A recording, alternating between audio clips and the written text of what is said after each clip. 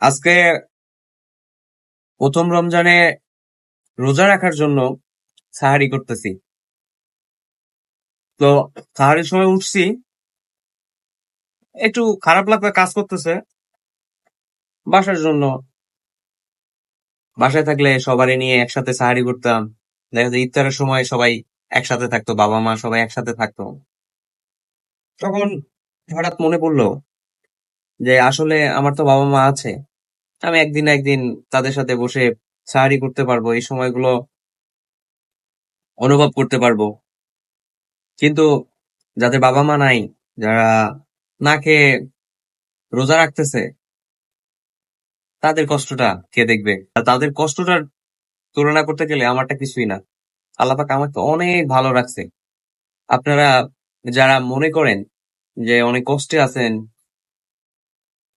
তাদের জন্য বলছি যে আসলে আপনি যে জায়গা থেকে আছেন, অনেক ভালো রাখছে আল্লাহ পাক।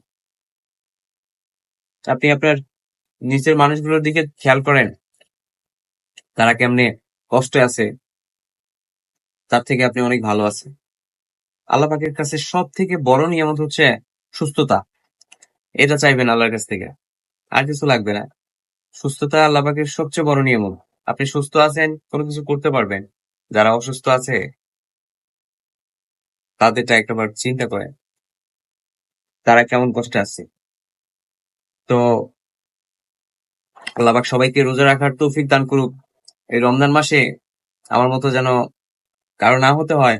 আল্লাহ পাক সকলকে সবার ফ্যামিলির সাথে ইফতার করার তৌফিক দান করুক, এবং সবাই একসাথে বসে সাহারি করার তৌফিক দান করুক। সবাই ভালো থাকবেন, আর সবাই রোজা রাখার চেষ্টা করবেন।